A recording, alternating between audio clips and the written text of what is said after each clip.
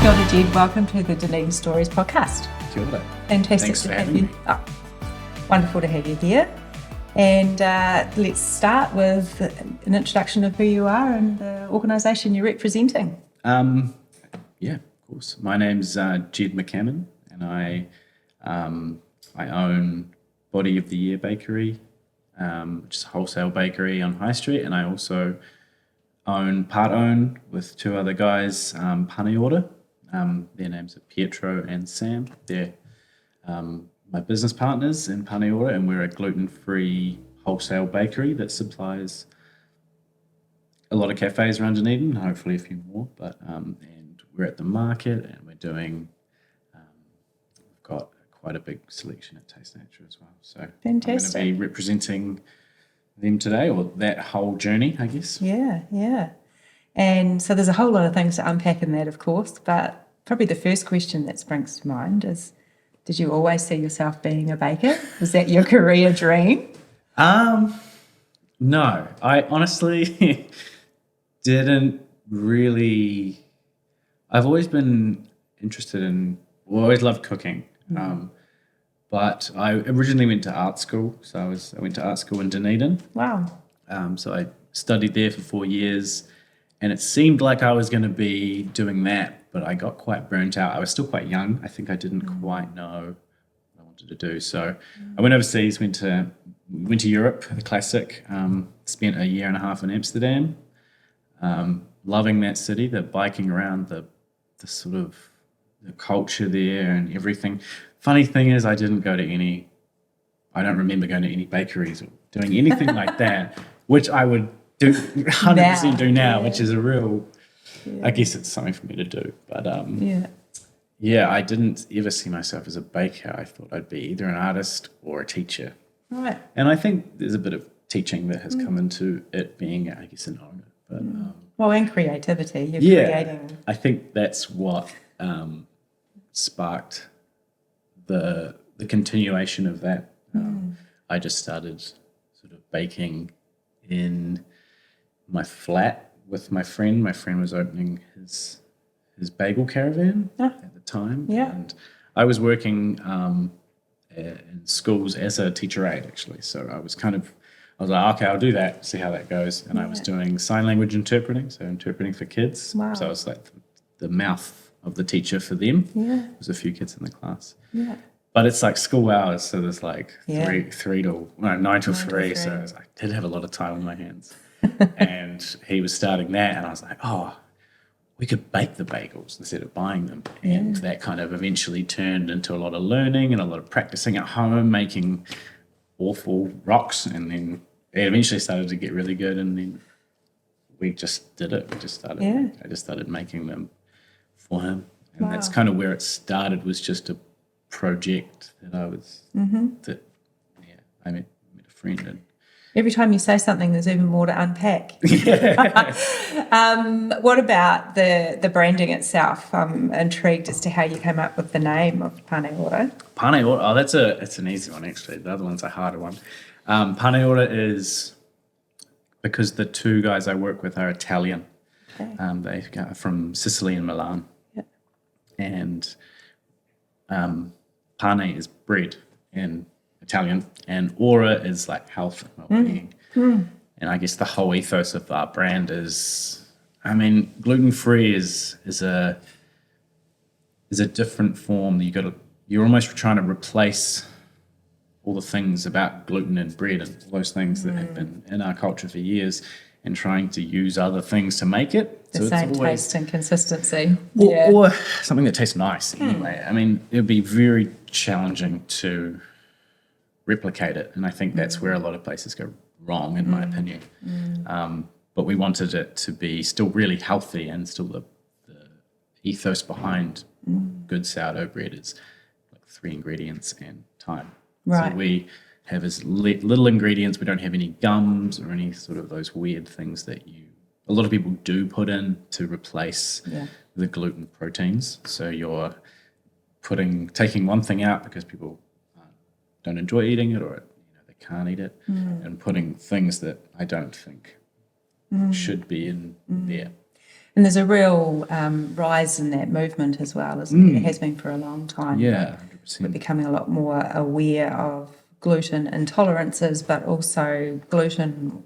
Why are we having so much of it, and should we? Yeah, I think it's also the way we're having it as well. Yeah. Like, I don't toot my own horn, but the sourdough, the way we've been eating that for our whole existence from when we started eating bread and grains and things, they were always fermented. Yeah. So, and a really slow fermentation, it took ages, and then only in the last 50 so years, 70 years, have we had commercial yeast, which has sped up the process, made it very more, I guess, industrial. We can really ram it out. But that, in terms of how our body handles that, we haven't evolved I don't think we've evolved quick enough to really catch up to that intake of so much gluten, and a lot of breads in that kind of way that's made is added gluten to it, like gluten flour is added, and we're eating a lot of it, and it's not in the right way. And so that sort of leads to those problems I think people have. I think gluten itself is not an issue if it's done right. I think it's like everything. The right way to do it. There won't be obviously there's celiac disease, and Yeah, of course. don't react as well with it, and that's I guess where we kind of step in to try and make that a good, because everyone goes, now I have to eat gluten-free bread, Yeah. and it's awful, and we're like, well, you should eat this because it's actually really nice. And I'm not gluten-free myself, but I still eat it. Yeah, you're all the time. gluten-free bread, yeah. It's really Nice. really good, and I know what's in it, and I know I'm not eating anything that I shouldn't be. So it's kind of going along with that. So Pane Ora was born from a mixture of the two cultures, I guess. So Italian, European style bread made gluten-free. So that's where we kind of came up with that. Well, you've got the products nailed pretty much, haven't you? What about the business? How's running a business? Well, That big learning curve. well, I guess I own Body of the Year by myself, and then working with other people in a sort of, you're all in the same position. I mean, it does have its challenges and its learnings and things like that, but I just think of it as a learning. Like, I can only get better at this working with people with different ideas or different ways of doing things, and there's no point me, getting sort of averting that and being like, no, I don't want to do that, because I can only get better at that. And hopefully that down the line I'll be able to work with people better than I originally did, because it's easy working by yourself. I can make all the decisions. It's pretty And if you make a mistake, it's all on you. And I don't mind that at all. roll with it. I'll take it, but it's my decisions, and I can make those decisions where I want to be going. When you've got a couple other people, you've got to either, there's a bit of give and take, and I think we all work really well together. I think we have the same vision for what we want to do. It's really nice. And just trying to work our lives into that has been really interesting and really great. And we've had some, it's only been kind of getting better, and and I think we all have experienced that, like learning to work, because most of us have just worked either for someone or with just by themselves. So having to work out problems together is a bit challenging. Do you think Dunedin offers you anything special or unique to support your business dreams and Totally. aspirations? I think it's got a great sort of food culture and cafe culture, especially. I think when I did start doing bread, there was so many cafes started just asking for bread, and I was like, okay, cool. And they were really after what I was making, and it just kind of worked. Like I don't know how many places that would be the same in, and we have quite a few bakeries, but they don't do as much wholesale, or they don't anymore, or that wasn't being filled at the time I started. So I managed to get into quite a few really cool places and working with really cool people, and building those relationships in hospitality. I'd been in there for a few years before, and had you sort of have to be to get to know people, and know who you are and what you're doing. So So a lot of coffees in a lot of different places in Dunedin. yeah, a lot of coffees and a lot of sandwiches and Yeah, a lot of door knocking and chit chats about the weather and yeah, a lot of we love our like eggs on toast, and I think it kind of really works. Yeah. And we've got some great establishments that really want to use good products, I think, as well. do. We've got a real Well, consumers are asking for it. totally, and I think that's what Dunedin really has been great for. Yeah. I'm not really sure what it's like anywhere else, but I've been really grateful for the fact that people love it. And when it happens, people really jump on board and they're like really into it. And I always get, compliments and people saying it's so good to have it. So keeps me going, that's for sure. Any particular legends or organisations or people that you want to give a shout out to who have helped you along on the journey? Yeah, for sure. So many people actually. But the ones that came to mind immediately were Jason Moore from Vanguard.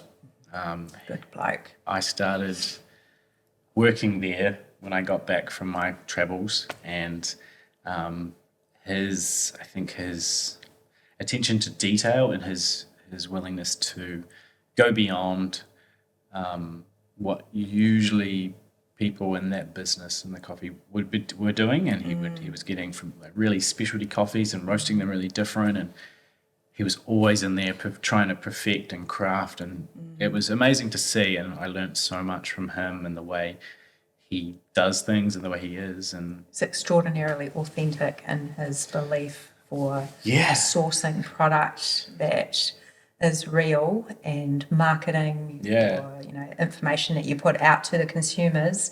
It's real. You can trust that what Vanguard and Jason says. Exactly. 100%. And that's where I sort of started, and he allowed me to do baking in the kitchen at night. So that's where I sort of we were able to do the bagels for my friend, and I started making his bagels as well as a sort of a thank you, and it kind of worked for him, it kind of worked for me, and then I started doing the bread there and their baker. And before you knew it, you were using the kitchen more than he was. Yeah, I was in there every night, It was crazy. I was like, what have I done? Because I was still working during the day, and then I'd be baking at night. I was like, they've got a wee loft area. You could have had a bed up there or something. Downstairs I had my wee storage. But it was so much thanks to him. And there was one guy, Chris Trotter. He had Peasant Bakery, and I think he actually had Eat. Oh, he did. Where you guys were. Yeah. So he had Peasant Bakery, which was in the train station. Right. Before. Okay. And he was making the bread. And the thing was, my dad, who helps me run the business, and he's been probably the biggest help. But we'd be down there every Saturday, and he'd be lining up for his bread. Yeah. And I had no idea at the time. Wow. I wasn't really interested. But they did some really nice pastries, so I always got one of those. But you never saw him. He was always in the back.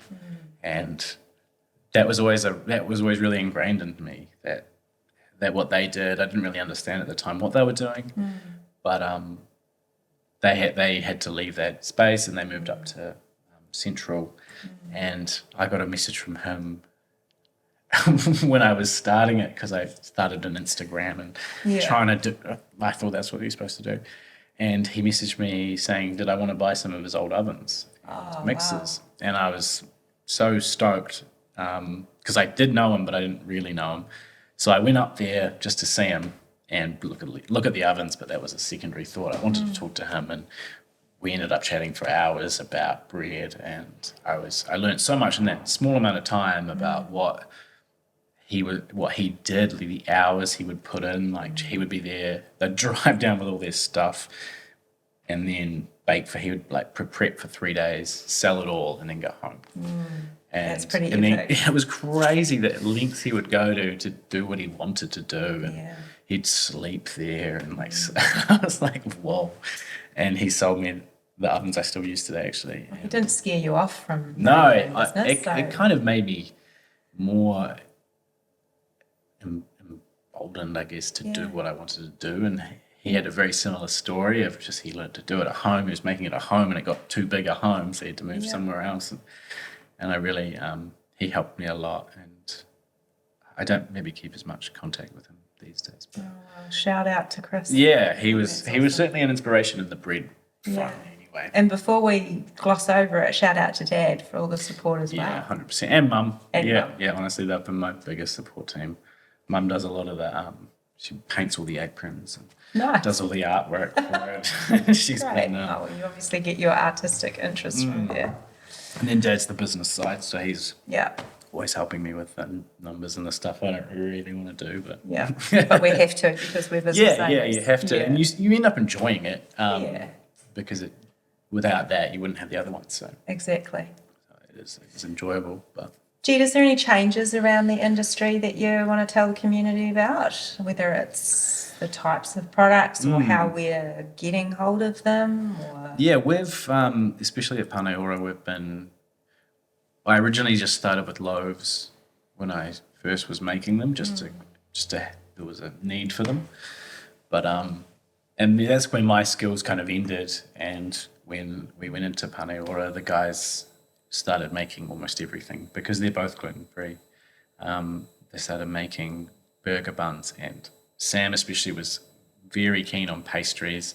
So I was like, bro, you're never going to be able to make gluten-free I pastries. was just sitting here thinking, how do you do gluten-free I was pastries? like, I taught myself how to make pastry, like French pastry. Yes. And knowing what that requires and knowing gluten-free, I was like, you're never going to do that, man. And it was probably never going to work the way traditionally it was made. You can't replicate that with completely different things. So he started experimenting with all these different ways and what tastes good and what really works, what is a pastry, what's not. And it's just turning that on its head a bit. yeah, isn't it? it's making it something else, but something, I guess, recognizable, so people are still able to be like, that's something I can't eat, and that's now I can eat it. Yeah, that's right. And it is different. It's not butter layer, butter dough, and this perfect little thing. It'd be impossible. So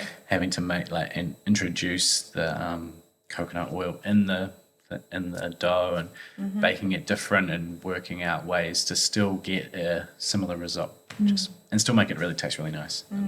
We sell a lot of pastries at the market, the farmers market. We've been doing that this year, which has been really cool. Good community feel down there. Yeah, it's been awesome, and we get so many people buying pastries and breads and everything we have there, especially the pastries. There's a lot of them who haven't been able to eat gluten. So I haven't had one of these in 10 years, and it's so nice to see them walk away with something they can enjoy that they probably wouldn't have had for a while. So it's really cool. Distribution wise, can we buy online? Yes, you can buy online. So we've got an online store. We buy online. You can order online, and we deliver it, or you can pick up. We don't have a retail spot, but it's a wholesale bakery, so there is times to pick up your bread. You could have an arrangement with Pedals. Do you know Pedals? Yes, I've just started using them with Body of the Year. So we're just slightly outside the zone. Right. Yes, But we can still make it work up into Lamb, and he's really keen to do something about that. But we have, we're in the process of sort of changing couriers, so we're able to go to Auckland, because we've had so many people message us from so many places that want the products. So we have to go, okay, we can't do that just yet, but when we do, we'll let you know. We'll get back to you, and we'll be able to send them. We really wanted a same day delivery. Yeah. Because what's bread, isn't it? Yeah, one day out of the days, we just want the best thing, and we didn't want to sort of make it, day old bread. Yeah. So that's going to be really cool. So we're working it. Purely selfish question. Are you doing any keto offering around this space? Kind of. It's obviously you're never going to get a carbohydrate-free bread. I know that. Yeah, I mean, there's seed breads and things like that. But probably not. No. Unfortunately, it would be. It's a pretty minute market compared to the. Yeah, we've tried everything, because we gluten-free, plant-based. There's no soy. We've really made an effort to avoid a lot of the usual suspects, what people can't eat, what people can't do. So we do get asked quite a lot. But in terms of what we make, and sometimes, I mean, the costs of seeds is quite heavy, and we have to. It's okay. Find our Don't places have to apologise. of where we where we put our energy and what succeed. we make. Because well, gee, the next bunch of questions are probably a little bit uncomfortable because you will like every cafe that there possibly is in the region. You can't have a favourite, or can you have favourites? a favourite cafe? Yeah, so usually we say, you've been in Dunedin for a long time, and you've got a friend coming to visit. Yeah. You want to take them out for a lovely cup of coffee and a lunch. Where is your go-to for that? I think I would take them for a coffee at Vanguard. Yes. Definitely a coffee at Vanguard. But the thing that comes to mind, I don't know if it's as you said, it's really hard to pick a cafe because I work with so many of them, and they're all so great. They're all going to be like, nah. Yeah, it's so hard. So I don't think I'm going to choose a cafe. But Fair enough. If a friend came down, I'd take them to Moesi. Oh, beautiful. I've been there a few times now. And I think that whole experience of what they do and the food and the creative side of that. It's really special, isn't it? It's really special, and I think we're pretty lucky. It's such an event almost going there, and it's like 2.5 hours of almost anticipation of what it's going to be, and I really, I like what's the word? The sort of appreciation and looking forward to something that unique. food. Yeah, just something. It is just like an experience, and 5 ways for beetroot. I mean, honestly, like it's crazy. And how can you do that? the things I've had there, I didn't even really understand how they even made it. So it was really cool.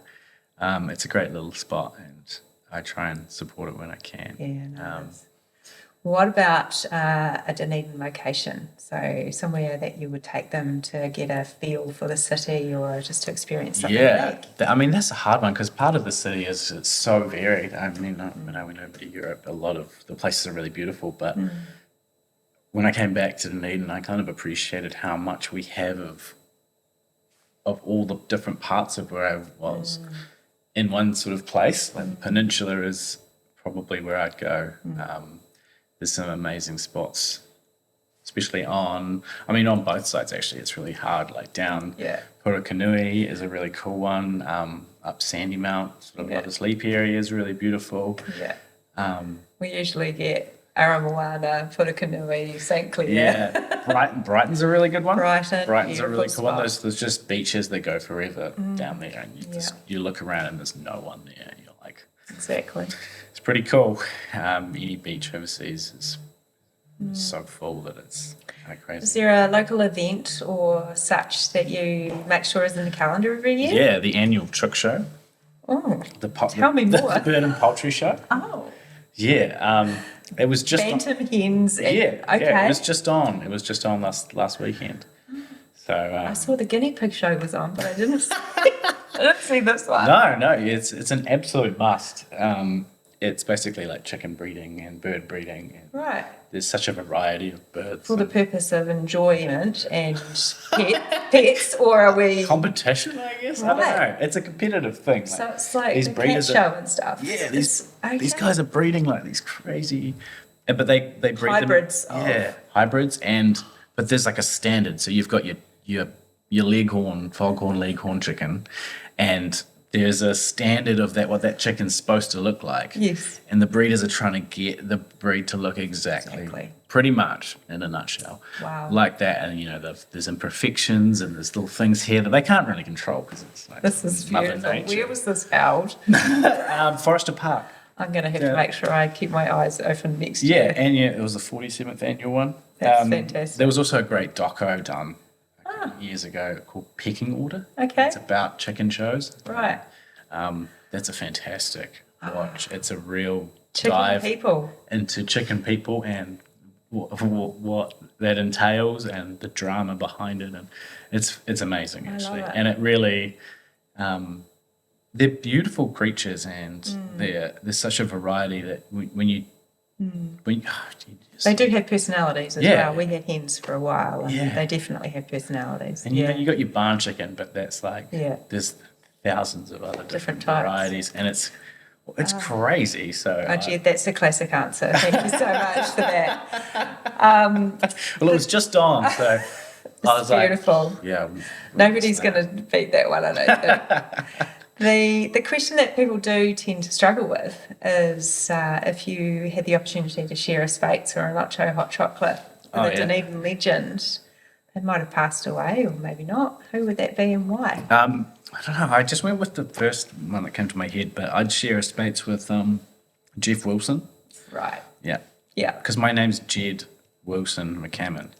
And I don't know why I didn't like the last name when I was younger, or my first name, and I wanted to be Jeff Wilson. So Yeah. and he's a great guy, like He is a great guy. rugby player.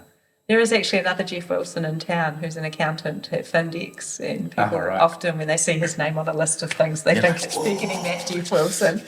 And How then did this they Jeff book him? Wilson rocks in. He's just as lovely, I'm Yeah, sure. no, I bet. Yeah. Yeah. No, for sure. Funny. I think it would be a bit of a childhood hero, really. But yeah, Oh, that's a great my answer. brain went. Shout out to Jeff Wilson. Yeah. So 2024, Jed, what's the rest of the year going to pan out like for you? We've got another half of it to go. Yeah, well, we've already started with a lot of things on both sides of the businesses. Like we've been in the market this year, the farmers market for the Pane Ora has been there, which has been an amazing boost and been an amazing entrance into the community of all those growers and all those people that do support it. And there's thousands of people that go through there, and some people that are just really interested and want to talk, or they're there for their weekly bread haul, and they're just And most of the other people, the stall holders or marketeers, would be really open to sharing their experiences and wisdom as well. 100%. Yeah. Yeah, it's such a great Community. catalyst for that sort of stuff. And it's been really amazing to be a part of that. Nice. It's been really cool. So we've been we're going to be working with a local guy who's just going to be doing some promotional stuff for that. Good. And I've been working with Pedals at my other business. So hopefully continuing on there. When I started, I wanted to do that because I lived in Holland and they bike everywhere, and they bike everything everywhere, like the kids, anything. You bike people home. They don't have as many cars on the road. No, there's no car. Well, there's very few cars. There's more bike traffic than anything, and you're sitting there waiting sometimes, and hundreds of bikes in front of you. It's crazy. So when I got back, I got my brother to build me a bike tricycle, and it could fit the bread trays. But I never got to it. It was something that I always wanted to do. I wanted the bread to be delivered without cars, and because it's such an easy place to deliver to as well. Like we're so squished in and compact, and a lot of the Just a couple of hills. a couple of hills, but electric bikes. Exactly, 100%. I didn't have an electric bike, so I would have really struggled. I think. And Liam doesn't have an electric bike, and he delivers things all over the city all the time. He does have an electric bike. Oh, does he? Yeah, Peter's guy. Yeah, absolutely. He goes up to number 7 with my. Swear I see him pedalling away. Maybe he's Oh no, saving they're it. pedaling, but it's like pedal assisted. So Yeah, true. when they go up a hill, it's just they still pedal, but it's He did way sit easier. here and tell us that he could have like 10 pies in a day and still not put a single kilo on. So he must be doing some type He's of bragging. exercise. Yeah. I think it's a good digestive system. Yeah. Really lovely to have you here, Jed. That time has flown by, and there was certainly a lot more things that we could have learnt. But just to wrap up, do you want to let the community know where they can find you and how they can support absolutely. you in your business endeavours? So we're online at paneora.company.site. So you can order bread.